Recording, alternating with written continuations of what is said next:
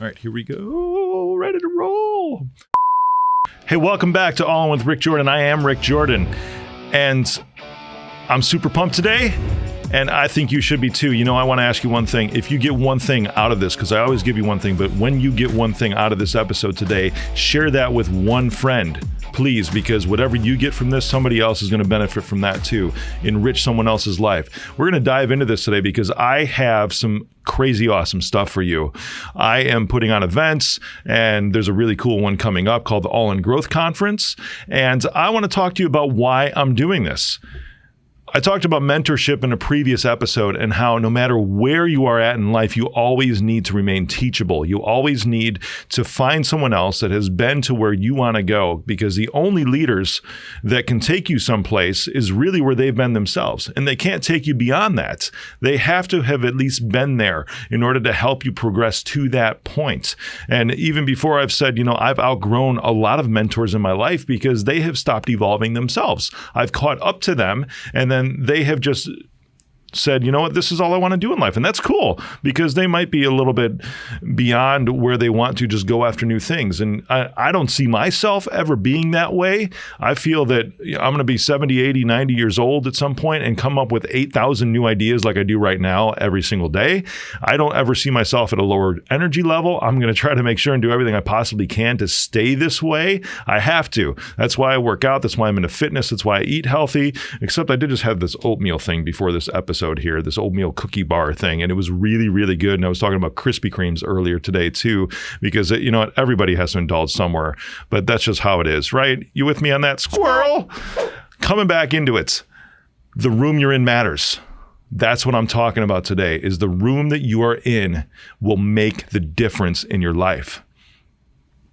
When I was broke, you've heard this before. The very first thing that I did, this part you haven't heard before. The very first thing that I did is I went out and I searched for a conference to go to. I sought out someone to teach me. I sought out someone to learn from. I sought out someone who had already put something together in sort of this nice, neat little box that I could grab onto this and maybe do the same thing to get rolling. Because when you're broke and you have two newborn twins and you're wondering where money's going to come in from, you don't really have a lot of time. You don't have time to try to figure things out and try to experiment a little bit here. You need cash flow coming in. And I know there's people listening to this now that understand this, because you're probably pressed up against a wall.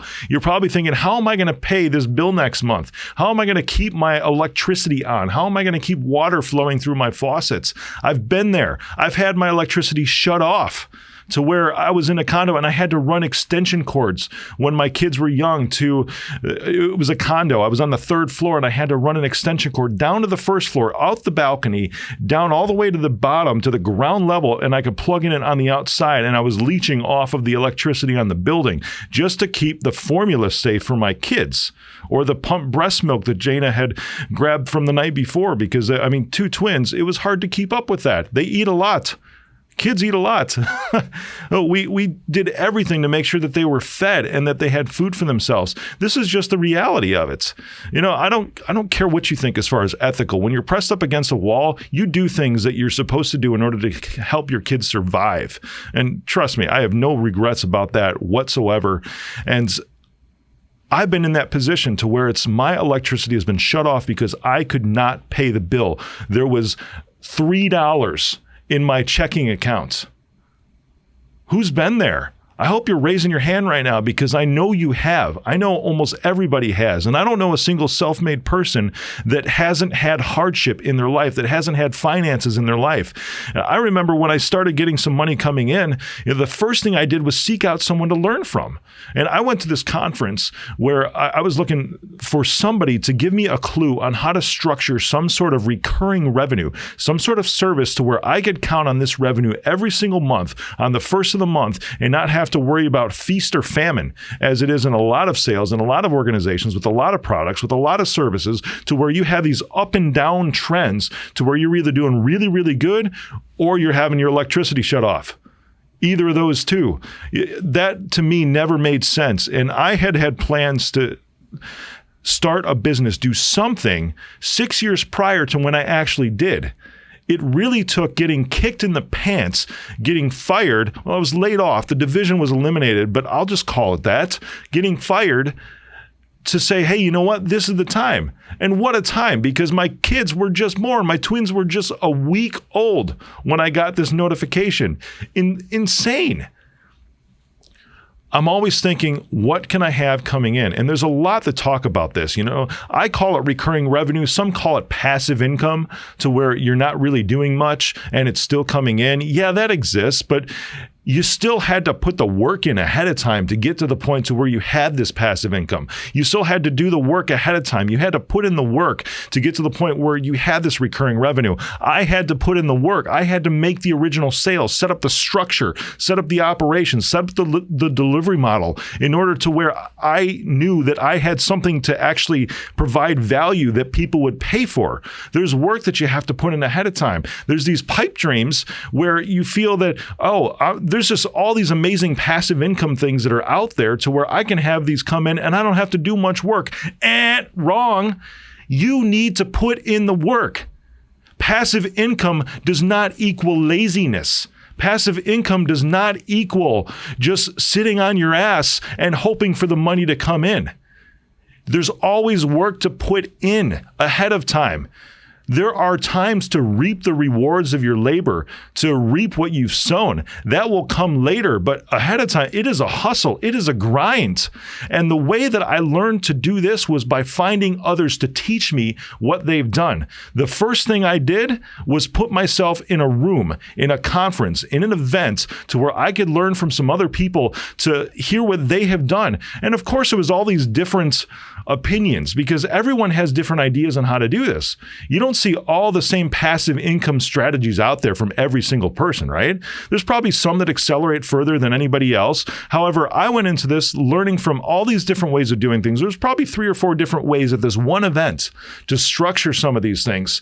And then the one that resonated with me was this thing called like 5x5. Or something like that. But I remember it was like 5 things. And I've even done talks before, sales talks and I've called them 5x5. This is something that's stuck with me for over a decade now, this 5x5 thing.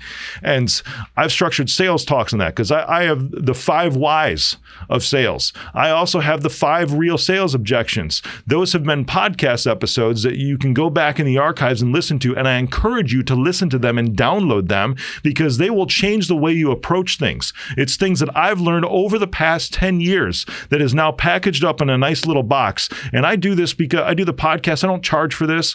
I don't have any sponsors. Why? Because I want you to be able to learn from what I've done, just as I've gone intentionally out and learned. So congratulations that you're listening to this. I'm proud of you because you are learning right now.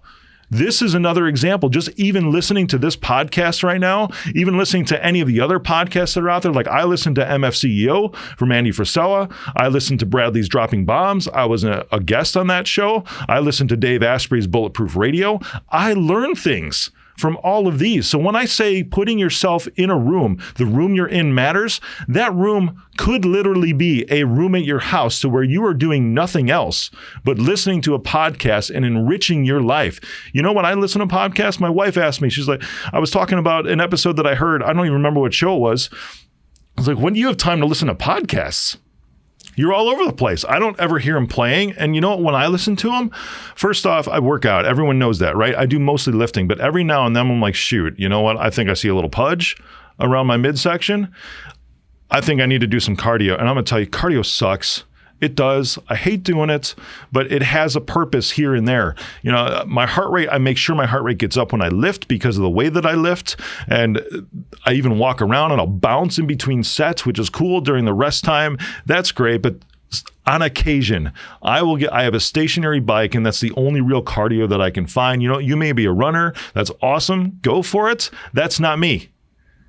Lifting works very well for me, but every once in a while I will get on a stationary bike because it's actually not bad. I kind of even almost enjoy that a little bit, but that might be stretching the truth a little bit because I would rather not do it. However, when I listen to podcasts are either in the car, when I'm driving around, or when I'm on the stationary bike. And the stationary bike, when I say every once in a while, it's really like 2 times a week is when I'm on that thing. So I'm listening to these things and I do high intensity intervals. I don't listen to music. I listen to music when I'm lifting, but I don't listen to music when I'm on the bike. I listen to podcasts and I enrich myself. So that room for me that matters is the room in my house, which is a bonus room that's over the garage where my stationary bike is, that I go in there, I just pop in my AirPods and I start consuming. Now, there's a flip side to this too, because I know those, and we'll get back to the events in a bit here, but I know those that I've come across, that I've met at events, that all they do is go around from event to event to event to event to event to event to events, and they never implement. They just consume. You know what? There's a lot of information out there right now that is already there that is not at events. If you think that you just need to prep things and continue to learn and keep learning and learning and learning, yes, you need to keep learning and learning and learning, but you need to keep learning while you're also doing. They go together. The room you're in matters, but don't keep yourself in those rooms and not actually go out and implement the things that you're consuming. You can't continue to just try to put all this information in. I was at Funnel Hacking Live this year with Russell Brunson, and I was supposed to go to Traffic and Conversion with Roland Frazier after that. And I was so jam-packed in my brain that I was like, you know what? This is a lot of information. I had my marketing manager with me there, Sarah, who's been a guest on this show too.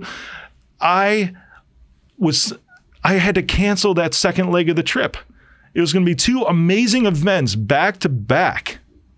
But there was so much that I learned from the first one. I'm like, I've got so much to do that's just out of this one event that I should not go to this next event because I need to remove myself from this room and get back into a room to where I can implement. The room you're in matters. Whether that's consuming or whether that's doing, the room you're in matters.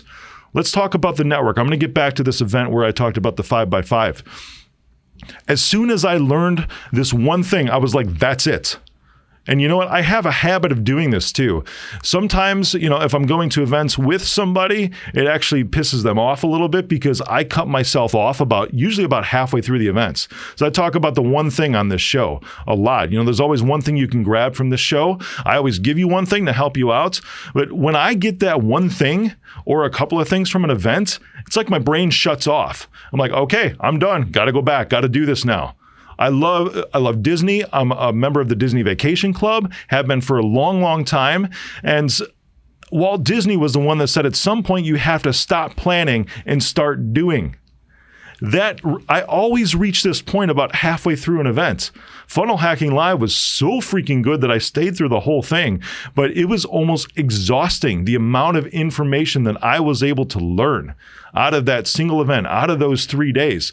You have to, when you listen to a podcast, just this one episode right here, you need to find one thing to do after this episode, not just one thing to take from this episode, but one thing to do after this episode, and take it back and start doing that today. Don't wait till tomorrow. Don't wait till next week on Monday. Oh, I'm going to do this Monday. No, who cares about the days of the week? Who cares about the dates of the month? Why are you waiting?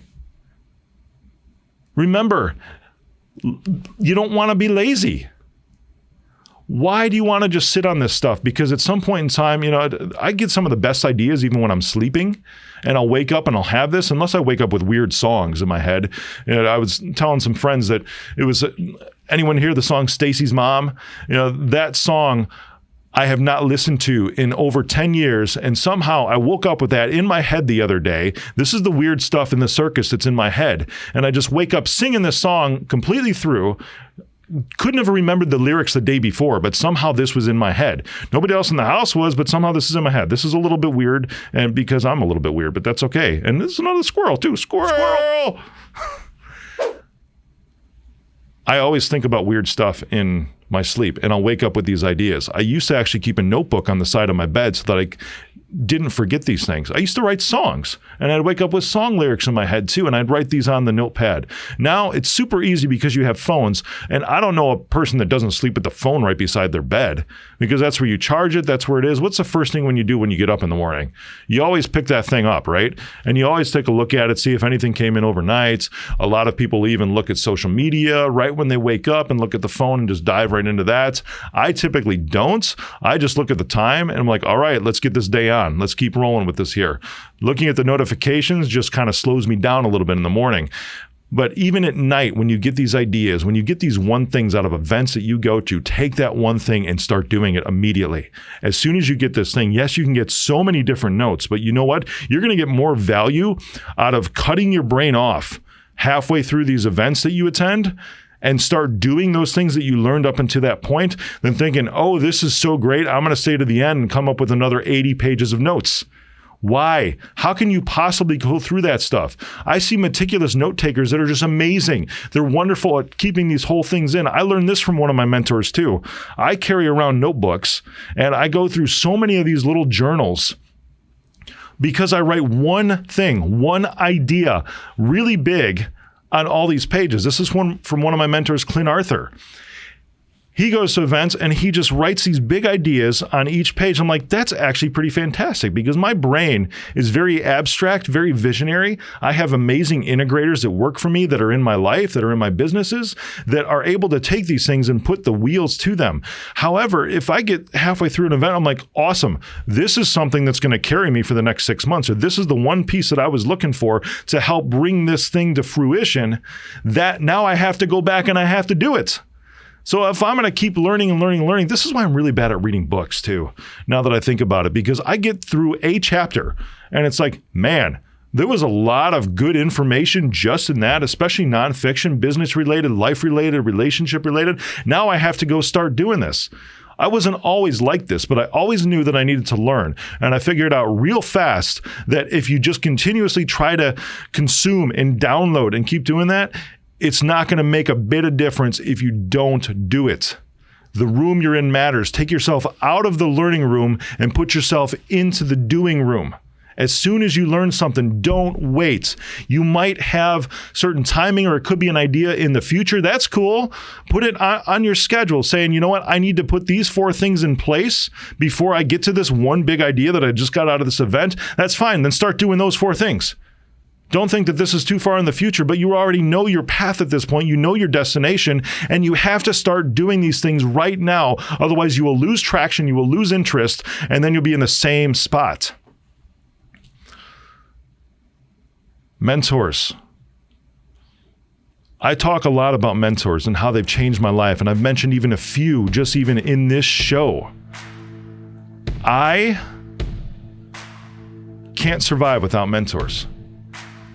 And if you think that you can, you are fooling yourself, and that is the straight truth. You are just thinking that you're smart enough and that you can learn all this stuff by yourself, and you can just continuously research, read articles, read books, watch videos online. That's not it. Although you can learn a lot from podcasts, as I've said, still, you need people in your life. You need tangible people. I'm parts of masterminds too, several different masterminds. Why? Because I get around people and I can learn from peers. I can learn from individuals that are further along in business than me. And even those that are further along, this is a lesson I learned this past year because I joined a really, really elite mastermind where pretty much everybody pays $25,000 to be in the room to listen to me, just like I pay $25,000 to be in the room to listen to them. A lot of these people are so beyond me in revenue. Even though I'm really successful, they are way beyond me. And I had this conundrum when I was invited thinking that, wow, what the heck do I have to offer? I know what everyone else can offer me. There's someplace I want to go. But still, they find value from me. That's so important too. In any relationship, you need to make sure that it's two-way. You will find mentors that will just pour and pour and pour and pour into you. At least I hope you do. The only way you're going to find those is when you start looking. But when you find that mentor, there has not been a single relationship that I've had with a mentor, with a coach, to where it's been only one way. It's always bi-directional. It's always to where I can give something back. And you know what? That something back could even be just as simple as feedback, or could even be just as simple as taking their advice and actually doing something with it. That's the greatest two-way street that you could possibly do from a mentor.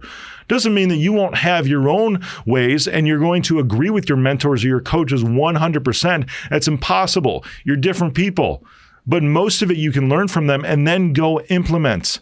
If you want to be a good student, that's the bi-directional part of this. You need to learn from your mentors and then give back to them by actually implementing and doing what they say, learning from that, falling on your face, looking at their mistakes.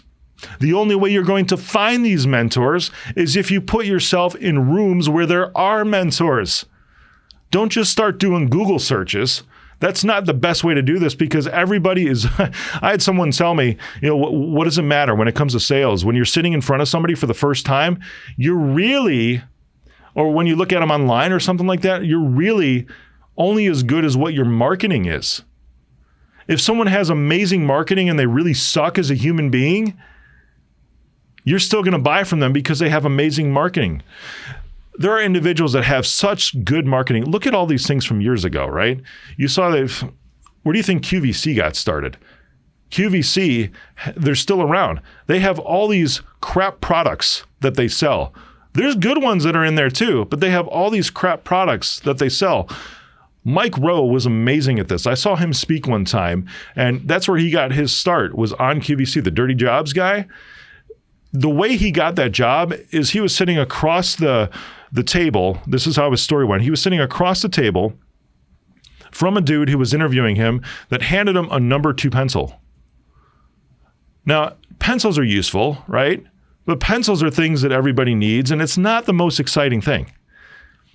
He hands him the pencil and says, "You need to sell me this pencil. You have 2 minutes, go." And he starts talking about this pencil and saying about, how the weight of this pencil is just fantastic, how it feels in your hand. Because when you write that Dear John letter to break up with your boyfriend, you don't want a number 1 pencil. You want a number 2 pencil, because the weight of those lines really means that you're serious and you can really put emotion into that letter because of the weight of that lead that's in this. But he was going through this whole story, and I can't even do it justice, but I hope I did it some justice there. But it was amazing. It was a freaking pencil. So imagine talking about that with anything that's sold on QVC, or those as seen on TV products. Have you ever been in the mall and walked in? There used to be these stores in the mall, because this was a huge thing too, as seen on TV. These stores had all the products ever that were these as seen on TV things. Some of them were a little quirky and some of them were kind of fun, but most of them were just garbage. They were junk, but they sold millions of these things. Why? Because they have good marketing. How do you know that a mentor or a coach is a good coach outside of their marketing? You need to put yourself in the room with them. A lot of these guys and girls speak at events. I'm having a lot of them at my events. Now, I've vetted them. I know who they are, and I'm very grateful that a lot of them have agreed, because they really believe in what I'm trying to do also. I've met a lot of these people, and I've been on podcasts with them. They've been on this show too, on All In with Rick Jordan, and they're very mission-based. That's another thing to look for when you go to these events, is make sure that they're mission-based. You need to put yourself in these rooms. I'm trying to do events to where there are enough people in that room to give you all the structure that you possibly need. And you know what? I wouldn't be offended, because I know where I'm at with these kinds of things. I'm trying to structure this event because I know where I get to with events, to where I want to check out halfway through, because I look at the agenda and I see, you know what? Oh, that last day's horrible for event attendance, by the way. The 3rd day, 4th day, whatever the last day is, everybody tends to duck out for many different reasons. But usually that last day is kind of a filler day. I'm trying to put some of the best things on the last day, because I want you to stay for the whole thing. But at the same time, this is going to be given to you in bite-sized chunks over those couple of days, because I don't want you to be overloaded, but I want you to go back with very actionable items. And I also want different speakers that you're going to hear from, because you might be at one place in your life or one place in your business or one place in your career that's different than the person sitting right next to you. And something might resonate with that person a day and a half in, where something that you need, the one thing you're going to pull out of this event, is resonating with you maybe just 2 hours in. It's so awesome. But the only way you're going to get these things is if you put yourself in the room. I was there. I had my back against the wall when I needed cash coming in. I needed to pay my electric bill. I needed to put a roof over my kids' head, keep it over their heads. I needed to buy them food. The first thing that I did was seek out an event to where I could gain one idea, one thing, and implement that for myself in my field, in my area of expertise, that could accelerate me beyond where everybody else is. You know what's crazy? Because that one thing that I started doing 10 years ago, there are still those in the technology industry that are not doing this one thing to generate recurring revenue. And they're where I was 10 years ago. The industry has moved beyond that, and there's so many resources. So many resources, no matter what industry that you're in, no matter what you're going after in life, no matter what career choice you've made, there are so many resources out there and so many events for every single industry.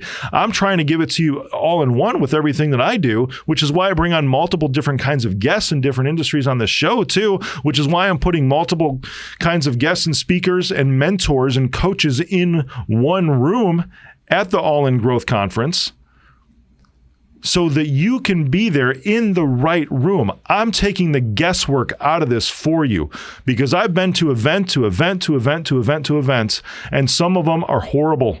They just are, which is how I came up with this one thing concept, is because I attend so many events over the past years. How no matter how bad it was, I knew that I could always pull away one thing, so that it wasn't a waste of my time, wasn't a waste of my money, wasn't a waste of me being away from my family, being away from my office and being productive. I needed to make this worthwhile for me. So I would always go into this saying, I'm pulling away at least one thing out of this event, even if it's the worst one that I've ever been in. Of course, you're going to learn and figure out which ones are good and which ones are bad as you keep going to these things. However, when you pull out that one thing, what do you have to do? You have to go back and you have to start doing that one thing immediately, right away. It loses the freshness. It loses the sizzle. It loses its sexiness as soon as you start to wait even just a day. Start to put things in process that night. It's also why, I was talking with Joel Bauer the other day. He's trained Tony Robbins, Russell Brunson, all these huge speakers that sell from stage. And the reason they sell from stage is because of him. He's the mentor behind the scenes, like the invisible coach that nobody sees. They see all these other big names. He's amazing, awesome guy.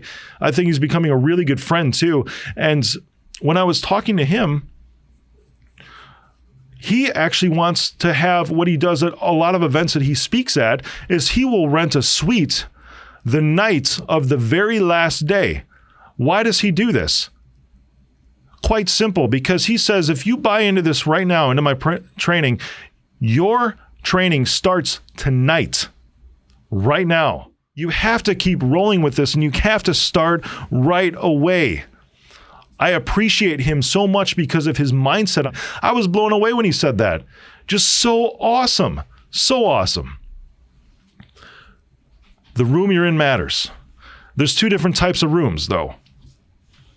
One is with coaches and mentors. The other is with peers, which is really kind of a mastermind. And those can also kind of be one and the same. But I'm talking about the difference between events and masterminds. Events, though, are like that starting point to where you can find the group that you're going to be in, that you're going to learn from for the next year, or the next 2 years, or the next 5 years.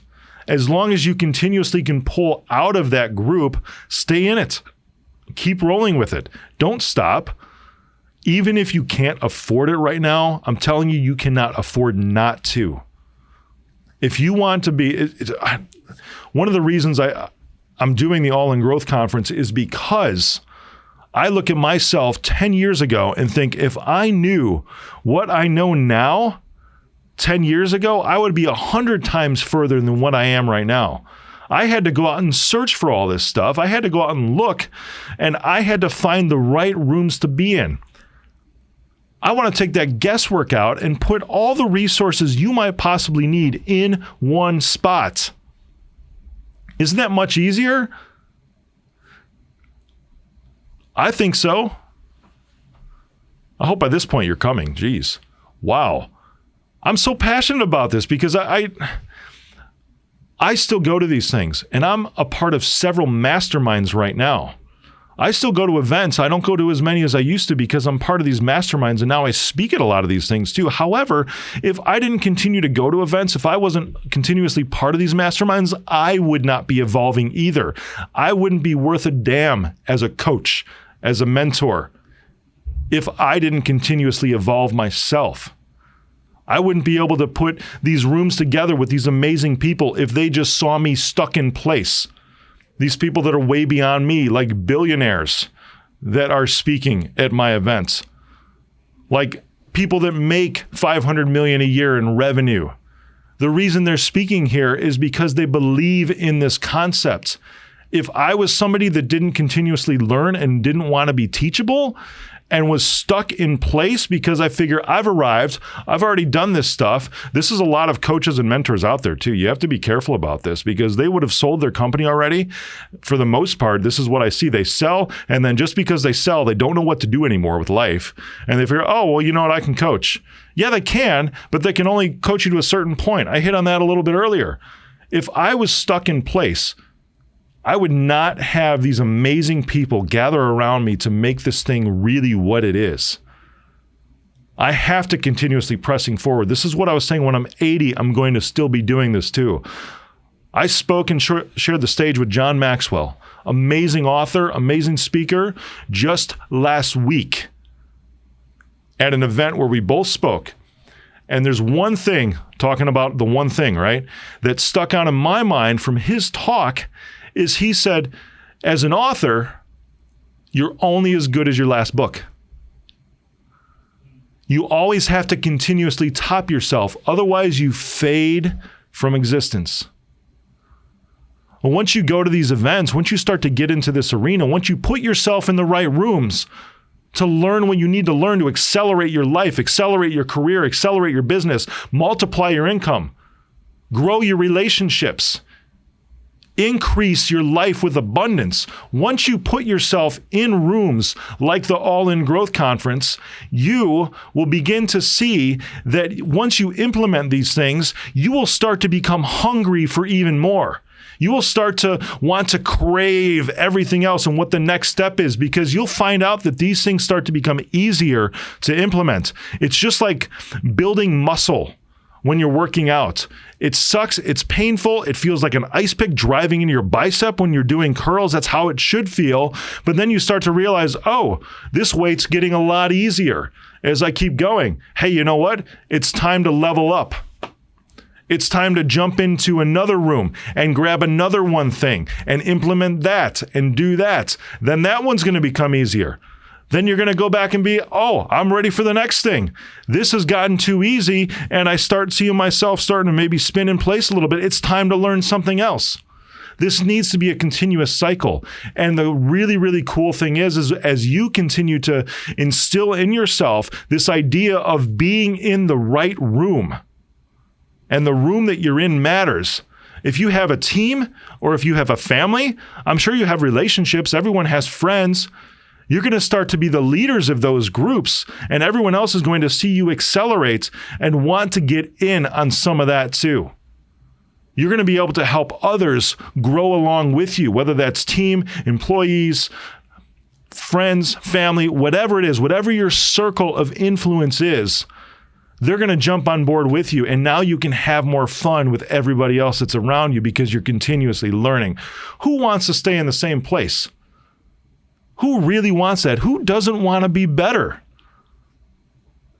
If you don't, and you're listening to this right now, you know, there's probably something a little out of whack in your life right now.